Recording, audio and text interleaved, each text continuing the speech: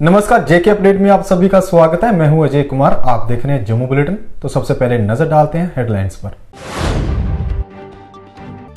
JKP border battalion aspirants ने DC कार्यालय का घेराव करने का किया प्रयास।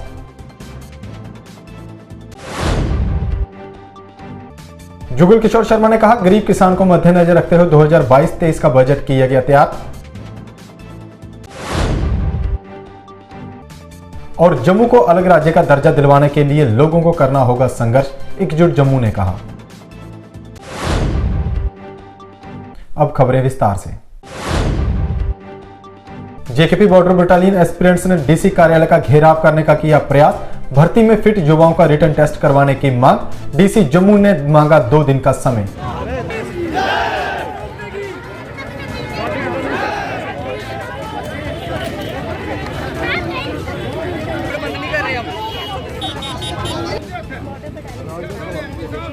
अपने कपड़े नहीं फड़वाने इन पुलिस वालों से। इतनी भी कॉमन सेंस नहीं है कि लड़की को कैसे क्या करना चाहिए। हम अपनी बात पीसफुली सरकार तक रख रहे हैं। हमारी बात सुनी सरकार, हमारे पास आए, हमें लेके जा रहे हैं पुलिस स्टेशन।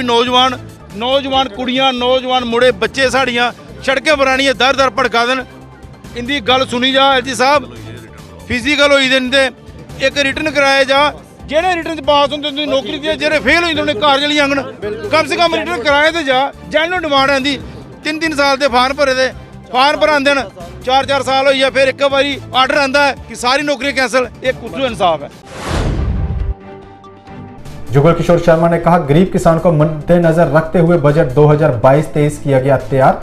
बोले, प्रधानमंत्री आवास योजना के तहत 80 लाख पक्के घर और बनाए जाएंगे। साथ ही साथ सड़क संपर्क से लेकर रेलवे नेटवर्क को भी किया जाएगा मजबूत। अर्थव्यवस्था को सुदृढ़ करने के लिए ये जो बजट है ये पेश किया है, जिसका पूरे भारतवर्ष में स्वागत किया गया है।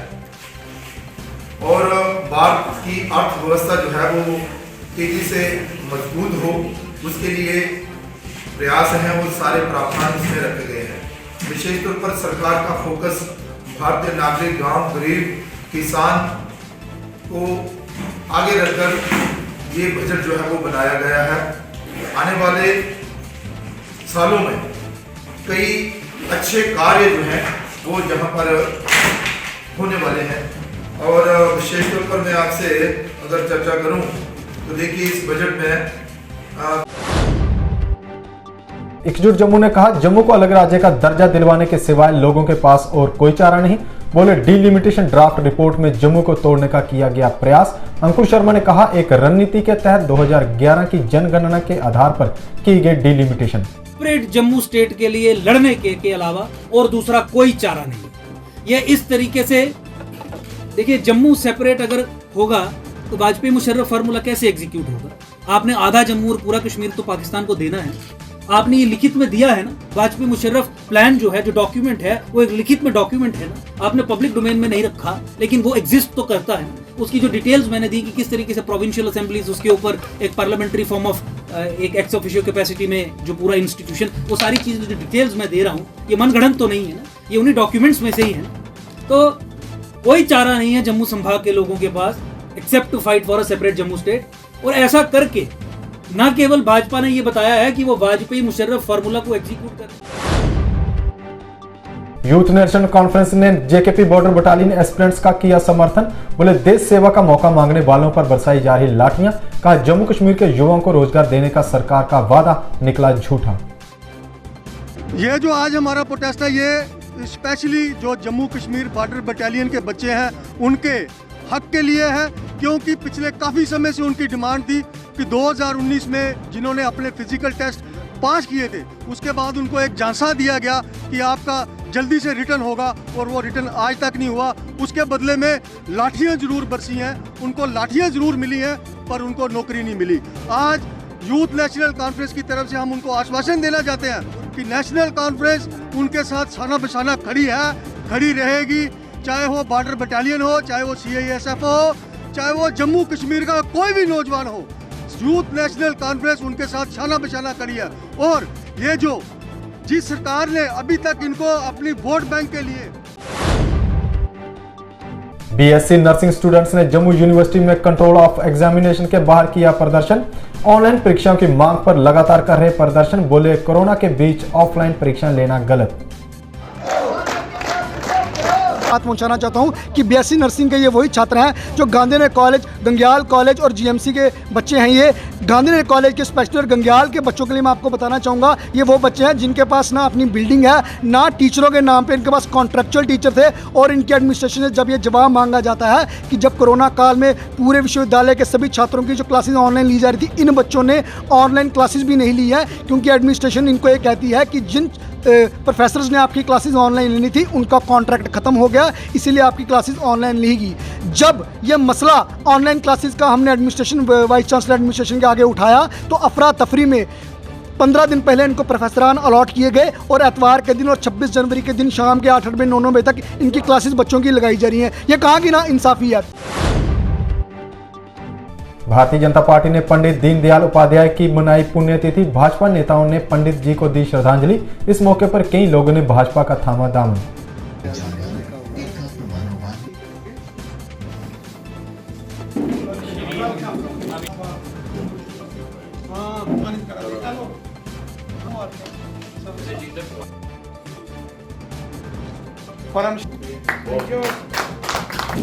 बेहद खुशी का दिन है कि समाज के अंदर जो प्रतिष्ठित लोग हैं, जो प्रोमिनेंट पॉलिटिकल पर्सनैलिटीज हैं, वो लगातार भारतीय जनता पार्टी में शामिल हो रहे हैं।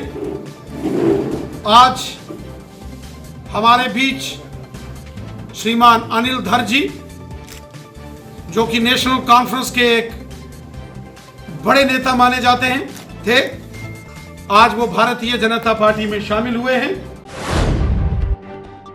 कांग्रेस नेता अश्विनी हांडा ने कर्नाटक हिजाब मामले की कड़ी निंदा। बोले शिक्षा संस्थानों में धर्म के नाम पर फैलाई जा रही नफरत।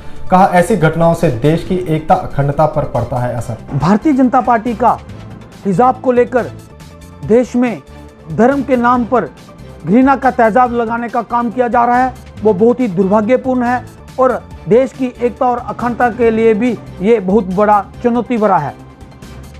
जिस तरीके से शिक्षा संस्थानों को और देश के युवाओं को धर्म के नाम पर बांटा जा रहा है, ये बहुत ही दुर्भाग्यपूर्ण है और हम इसकी। डोगरा फ्रंट ने कर्नाटक हिजाब मामले पर किया प्रदर्शन। अशोक गुप्ता बोले शिक्षा संस्थानों में ऐसी घटनाएं शर्म की बात। शिक्षा ग्रहण करने वालों के लिए केवल यूनिफॉर्म हो अनिवार्य। किताब और हिजाब, हमको किताब लेनी है कि हिजाब लेना है? हमको वहाँ भगवा वस्त्र पहनना है कि हमको हिजाब पहन करके जाना है? आज के बारे के अंदर निर्णय करना होगा। इंस्टीट्यूशन के अंदर जब छोटे थे वहाँ यूनिफॉर्मिटी थी। ये बड़ा इंसान छोटा इंसान कोई नहीं होता, सब बराबर होते हैं। इस बात को लेकर के हमको आगे बढ़ना होगा। लेकिन सीरिया के अंदर, इजिप्ट के अंदर, फ्रांस के अंदर, अमेरिका के अंदर कहीं भी इस बात की अनुमति नहीं है। कर्नाटक 1983 बड़ा स्पष्ट कर रहा है शिक्षा नीति, वहाँ कोई इस तरह की व्यवहार नहीं होगा। कोई ये पहचानने में मुसलमान हूँ, कोई ये पहचानने में हिंदू, सब बराबर है, सब विद्यार्थी हैं और मिलजुल करके शिक्षा ग्रहण करने का प्रयास करेंगे और इस तरह की बातें कदापि बर्दाश्त नहीं होंगी। 1983 शिक्षा नीति कर्नाटका 1983 के अंदर। क्लाइमेट फ्रंट जम्मू ने नगरोटा में गैर कानूनी रूप से खैर ट्री की कटाई होने का लगाया आरोप। बोले ऐसा करने वालों के खिलाफ हो कानूनी कार्रवाई। साथ ही साथ जम्मू कश्मीर में खैर ट्री का सर्वे करने की मांग। देखिए सिंपल वजह हमारी ये है, हमने लास्ट ईयर राइका पे भी बात की थी, डिफॉरेस्टेशन पे।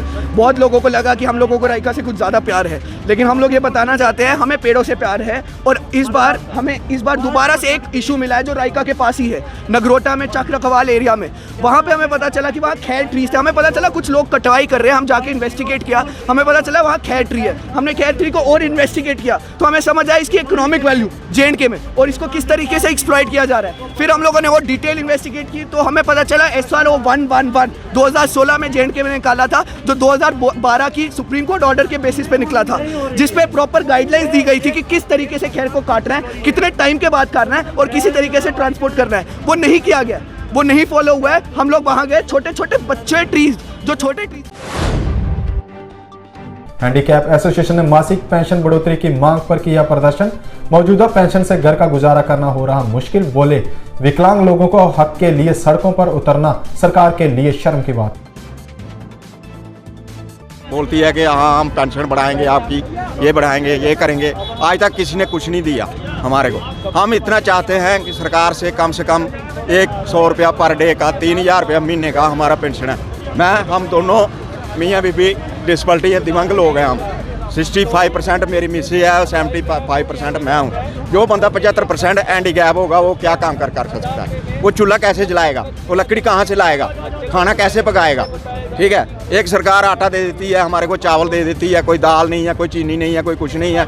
आटा पानी डाल के आटा लगा के रख देंगे, खाएंगे किसके साथ? क्या चाहते हो? हम चाहते हैं कम से कम 3000 रुपया गवर्नमेंट हमारे को दे, थोड़ा सर्कल हमारा सीधा, कि हम सिलेंडर भरा सके और 2000 रुपये का राशन डाल सकें अंदर। रिटायर्ड एसआरटीसी एम्प्लॉयज ने विभागीय अधिकारियों के अड़ियल रवैये की कड़ी आलोचना।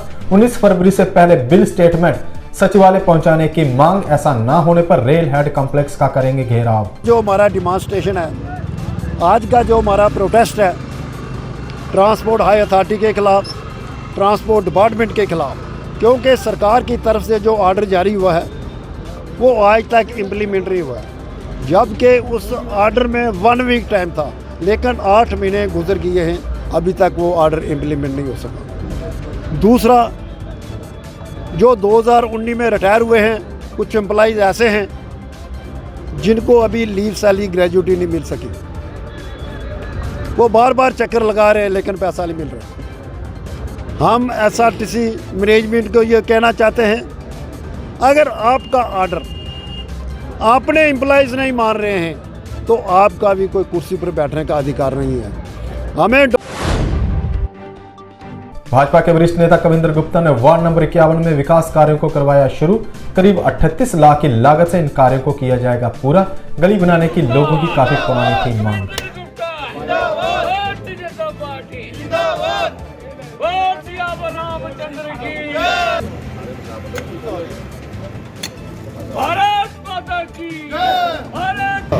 काम अच्छी तरह चल रहा है। नरेंद्र जी और हमारे स्थानीय सभी, विनोद जी और सभी हमारे जो साथी हैं, उनके साथ पूरे कंधे से कंधा मिलाकर इस समाज निर्माण के लिए काम कर रहे हैं। आज ये जो काम हमने शुरू किया, ये बहुत ही पुरानी डिमांड थी हमारे माहिर मल्ले की, क्योंकि ये पूरे लोग जो थे इलेक्शन में मेरे साथ चले थे और मैंने इनसे वायदा किया था, लेकिन बदकिस्मती हमारी ये रही कि हमारी कारपोरेशन के 3-4 कमीशन जो है चेंज होते रहे, जिसमें कोरोना काल भी आ गया, उसकी वजह से हम शुरू नहीं करवा सके। लेकिन जो वार्ड नंबर 48 के पार्षद श्यामलाल बसन ने विकास कार्यों का रखा जारी। नई बस्ती बहुफोर्ड में करीब 2.5 लाख की लागत से गली का काम करवाया शुरू। बोले इस गली के बनने से लोगों की काफी समस्याएं होंगी हल। जैसा कि हम नई बस्ती में जहां ड्रेन का काम जो शुरू किया गया है, ये हीरा लाल की घर से लेकर देवराज के घर तक बनेगा।